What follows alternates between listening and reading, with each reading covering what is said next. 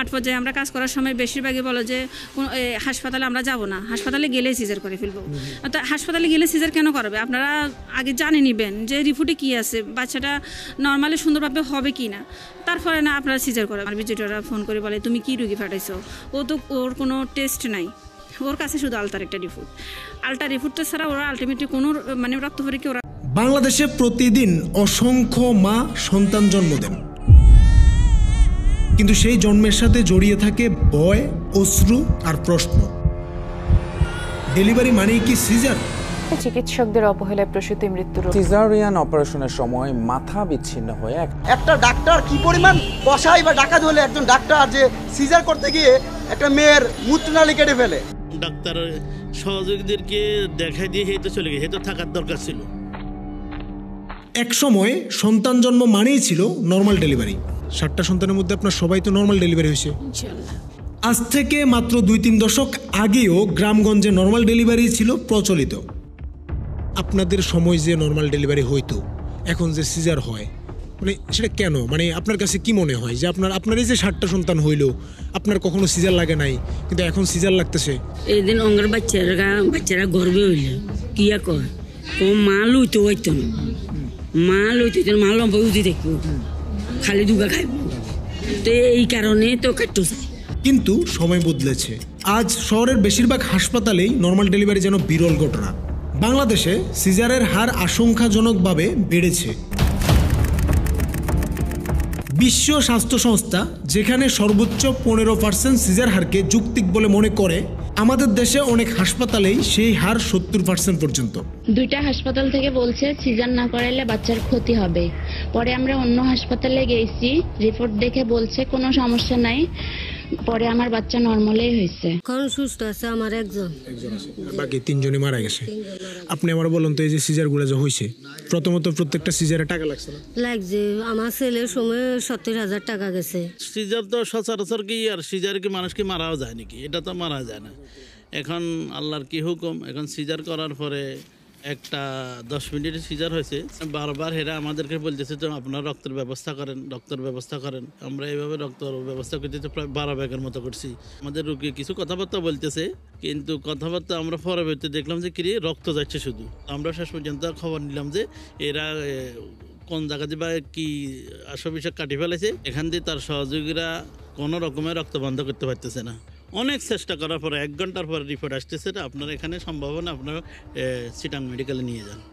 তো আমরা এই হিসাবে আমরা প্রস্তুতি চিটাং মেডিকেল কলেজের মতে ব্যবস্থা করছি। প্রায় মনে হয় যেন মিরসরে যাওয়ার পরে কি মারা গেছে। প্রতি বছর অসংখ্য পরিবার হারাচ্ছে প্রিয়জনকে। মানে ব্যথা উঠছে আর হাসপাতাল গেছে, কারণ আমার বাচ্চা নর্মালও হবে না, সিজার করতে হবে। সিজার করতে তাহলে আবার কত টাকা খরচ ছিল? হয়েছে 70,000 টাকার মতো গেছে। এই 70,000 টাকা কি ক্যাশ ছিল নাকি যে ব্যবস্থা করা? না ব্যবস্থা করা লাগছে, ক্যাশ ছিল না, বাসা ভাড়া করে থাকতাম না, ব্যবস্থা করে কিস্তি নামাইয়া। অপ্রয়োজনীয় সিজার শুধু মায়েদের জীবন কেড়ে নিচ্ছে না, বাচ্চার ভবিষ্যৎকে অন্ধকার করে দিচ্ছে। আমাদের এখানে অনেকে সিজারের রোগী। সিজার হওয়ার কয়েকটা কারণ আছে। প্রথম কারণ হচ্ছে যে আপনারা সচেতন না। আপনি যেটা বললেন যে আলহামদুলিল্লাহ আপনার 3 জন বাচ্চা হয়েছে, নর্মাল ডেলিভারি হয়েছে, কারণ আপনি বলেন তো আপনার নর্মাল ডেলিভারি কেন হইলো? মানে আপনার তো সবার তো সিজার হইতেছে, মানে আপনি কি তখন ডাক্তারের কাছে যান নাই? আপনি? হ্যাঁ গেছি, আমি প্রথম থেকে চেকআপ 3টা করছি, তারপরে আলট্রা করছি, ডাক্তার দেখাইছি, আমি আমার মতো চলছি, নর্মাল হয়েছে আলহামদুলিল্লাহ। কাজ কাম তো করছেন, বাচ্চা পেটে থাকা? হ্যাঁ, আমার একা সংসার, আমি সব কামে করছি। আমি বলি যে 4 মাসে একবার চেক আপ করতে হবে, 6 থেকে 7 মাসে একবার চেক আপ করতে হবে, 9 মাসে একবার চেক আপ করতে হবে, ডাক্তার কাছে যাইতে হবে। ওরা তো আমার কথাটা শুনে বুঝে সব কিছু করে, কিন্তু আলটিমেটলি তারা যায় না।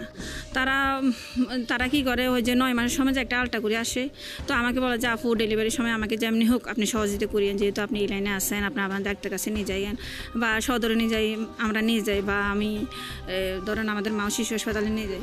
তখন ওখান থেকে আমাকে আমার ডাক্তাররা, আমার ভিজিটররা ফোন করে বলে তুমি কি রুগী পাঠাইছো, ও তো ওর কোনো টেস্ট নাই, ওর কাছে শুধু আলতার একটা রিপোর্ট, আলটা রিপোর্টটা ছাড়া ওরা আলটিমেটলি কোনো মানে রক্ত পরীক্ষা ওরা করে না বেশিরভাগ।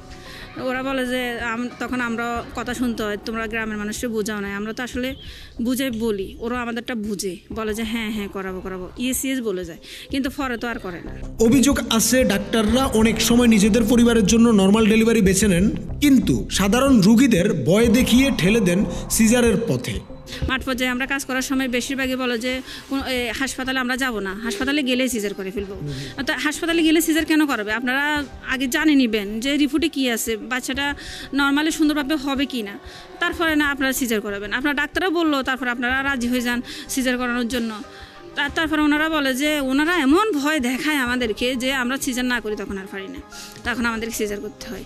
আর সরকারি হাসপাতালে কীভাবে যাবো? সরকারি যে পরিবেশ, যে খারাপ পরিবেশ, ওখানে কি মানুষ থাকা যায়, এইসব বলে আর কি আমাদের। সিজারে ডাক্তার ও হাসপাতাল ভালো অঙ্কের টাকা পান, অথচ নর্মাল ডেলিভারি থেকে আর্থিক লাভ কম। এটাই অপ্রয়োজনীয় সিজারের মূল চালিকা শক্তি। একটি নর্মাল ডেলিভারিতে খরচ গড়ে 2 থেকে 3 হাজার টাকা। একই ক্ষেত্রে সিজার ডেলিভারিতে খরচ 50 থেকে 1 লক্ষ টাকা পর্যন্ত, কোথাও কোথাও তা আরও বেশি। অর্থাৎ এখানে শুধুমাত্র চিকিৎসা নয়, দাঁড়িয়ে গেছে কোটি কোটি টাকার ব্যবসা, যেখানে মায়ের শরীর জীবন হিসাবের অঙ্কে মাপা হচ্ছে। দায় এক পাশে নয়। ডাক্তারদের খামখেয়ালি যেমন আছে, তেমনি আছে মায়েদের অবহেলাও। একজন মা যদি শুরু থেকেই সচেতন হন, তবে অনেক অপ্রয়োজনীয় সিজার এড়ানো সম্ভব। যেমন গর্ভাবস্থায় প্রথম মাস থেকেই নিয়মিত ফলো আপ, প্রয়োজনীয় টেস্ট সময় মতো করা, উচ্চ রক্তচাপ ও ডায়াবেটিস নিয়ন্ত্রণে রাখা, পর্যাপ্ত বিশ্রাম, সঠিক পুষ্টি, মানসিক প্রশান্তি এবং হঠাৎ জটিলতা হলে দেরি না করে হাসপাতালে যাওয়া। বাংলাদেশ সরকার যদি সঠিক নীতিমালা না আনে, তবে এই সিজার মহামারী একসময় ভয়ঙ্কর আকার নেবে। অপ্রয়োজনীয় সিজার শুধুমাত্র মায়েদের জীবন ঝুঁকিতে ফেলে না, বরং দেশের স্বাস্থ্য ব্যবস্থাকেও করছে ধ্বংস। সন্তান জন্ম কোনো ব্যবসার বিষয় নয়। একজন মায়ের জীবন, একটি শিশুর ভবিষ্যৎ, এর মূল্য টাকায় মাপা যায় না। ডেলিভারি মানেই সিজার নয়। সঠিক সময়ে সঠিক সিদ্ধান্তই পারে বাঁচাতে হাজারো প্রাণ। এটা শুধু ডাক্তারদের দায়িত্ব নয়, এটা আমাদের সবার দায়িত্ব।